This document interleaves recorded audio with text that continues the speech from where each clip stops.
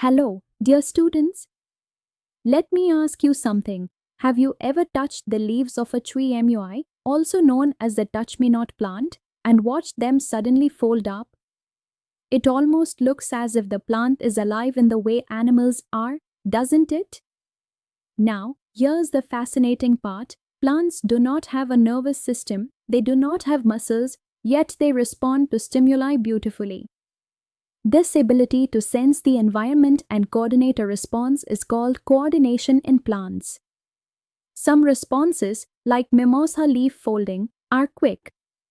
Others, like a shoot bending towards sunlight, are slow but just as important. Plants may be rooted, but they are far from passive. They are silently sensing, reacting, and adapting every moment. Let's first look at those fast responses. Take Mimosa pudica again. The leaves fold the instant you touch them. But how is this possible without nerves or muscles? Here's how. The touch stimulus is transmitted as electrochemical signals from one cell to the next. At the base of the leaf is a special structure called the pulvinus, where cells rapidly change their water content. By absorbing or losing water, these cells swell or shrink, which makes the leaflets droop or fold. This clever trick helps protect the plant from herbivores or sudden harm.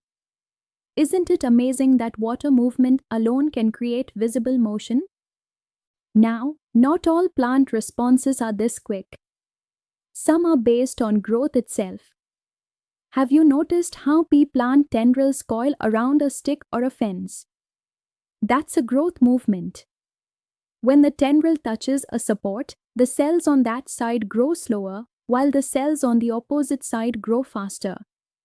This uneven growth causes the tendril to curve and wrap around the object, giving the plant extra support. It's like the plant is gently hugging its neighbor to climb higher towards sunlight. Nature's way of helping weak-stemmed plants survive and thrive. Have you ever noticed how a potted plant kept near a window slowly bends toward the sunlight over time? Or how roots always grow downward into the soil, no matter how you position the seed? These fascinating behaviors are called tropic movements, growth-based responses in plants directed by external stimuli. The first type is phototropism. Shoots bend toward light, while roots bend away from it. This ensures maximum light absorption for photosynthesis, which is the plant's way of making food. Next is geotropism, also known as gravitropism. Roots always grow downward in the direction of gravity, while shoots grow upward against it. This orientation keeps the plant firmly anchored and ensures proper exposure of leaves to sunlight. Then comes hydrotropism. Roots can sense water in the soil and grow toward it, ensuring the plant absorbs enough moisture for survival. This is especially important in dry environments where water is scarce. Finally, we have chemotropism. During fertilization, pollen tubes grow toward the ovules in response to chemical signals, ensuring successful reproduction.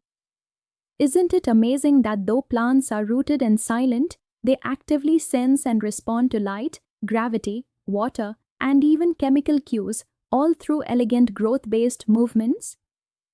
Have you ever wondered, if plants don't have nerves or muscles like animals, how do they sense and respond to the world around them?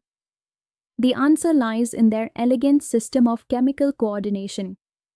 Unlike animals, plants lack specialized tissues for rapid impulse transmission. This means they cannot react instantly the way we do. Instead, plants use chemical messengers called hormones. These hormones diffuse slowly from one cell to another and act steadily, shaping the plant's responses. What makes this system even more fascinating is that hormones can work at sites far away from where they are produced. For example, a hormone made in the tip of a shoot can influence growth in the lower parts of the plant. This type of coordination is not about speed, but about long-term control. It ensures steady, regulated growth, timely flowering, and survival responses like closing of stomata or shading leaves. And here's an important observation. Because this system is chemical and gradual, plant responses are slower than animal responses. But even without speed, plants achieve remarkable adaptation and survival, showing us that life always finds a way to thrive, whether with nerves or with chemistry. Let's meet the plant's own set of growth directors, the hormones. Auxins, produced at the shoot tips, promote cell elongation.